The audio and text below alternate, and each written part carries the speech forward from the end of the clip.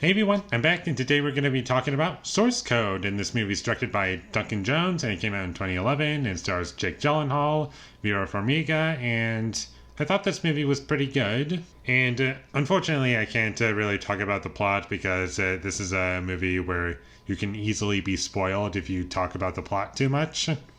But overall, I did enjoy the presentation of the film and how things were presented, like information, and the movie slowly reveals what's going on as the movie progresses. And this movie is an hour and a half long, and I'll get into the runtime later, but for the most part, I felt as though it was justified, and it didn't really feel too long for what it was, and I was always with it for the most part. We'll get into that later, but what I really liked about this movie are the performances. I thought Jake Gyllenhaal was great in this movie, and I liked Vera Farmiga as well, and everyone else I'm not super familiar with, but what I do want to talk about are the characters, and I do think the way characters are written is interesting, and everyone feels very human. Even if it doesn't really make a whole lot of sense for every single character, there are some points where it's like, I don't know if I believe as though you're a part of this organization necessarily, how these characters are talking. And I would like to get into more detail about that, but unfortunately I don't want to spoil anything, so I have to keep that vague. I did enjoy the sci-fi element of the movie. I thought that stuff was great, and it was very compelling, and each scene moves the movie forward. It doesn't really have any filler, and I enjoyed the music. I remember liking it. I don't remember it right now, but I remember liking what we got. And I did like the overall concept of the movie, and it didn't really feel like a movie that was relying on the concept alone being interesting, and that was the whole hook of the movie. It actually had a story with characters that were interesting, and it was just the presentation that held everything together for me. And the movie is nice and simple. It's very small scaled, and that's another thing I like about it. It doesn't try to be anything too big for what it is, and although there are some things that you're going to have to stretch, like I don't know how possible this is, or like how accurate certain things are in this universe, like how this thing works, but I don't know. It just, there are some things that just don't make any sense, but it doesn't ruin the experience of the movie for me. And there were some special effects that did look a little cartoonish, but I can kind of forgive it with it being in the context of the movie. Like, again, I want to say what it is, but I can't.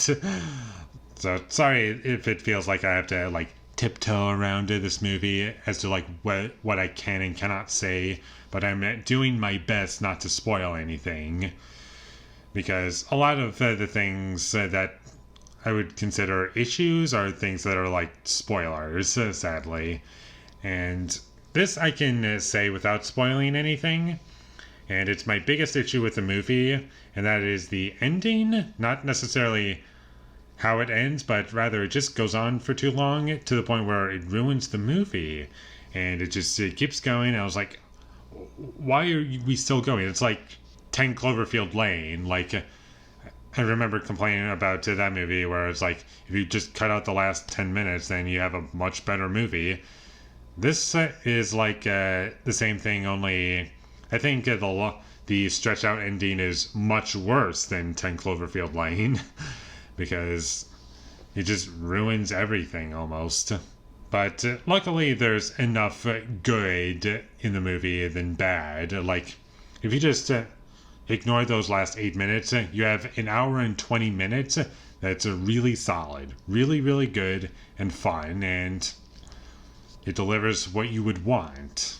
And the stretched out part I just felt was like 8 minutes long, so it's not too much of the movie, but the shorter the movie, the more 8 minutes fills up of the movie. So I did want to bring that up really quickly. But those are my main issues with the movie. And overall, I thought it was very good. It is worth watching. And despite me not caring for the ending that much, I could see myself watching this movie again, because not every movie that has a bad ending is bad. And I would like to see this movie again, just to show to people, mostly. So check this movie out whenever you get the chance, and with all that being said, I'm going to give Source Code a 7 out of 10.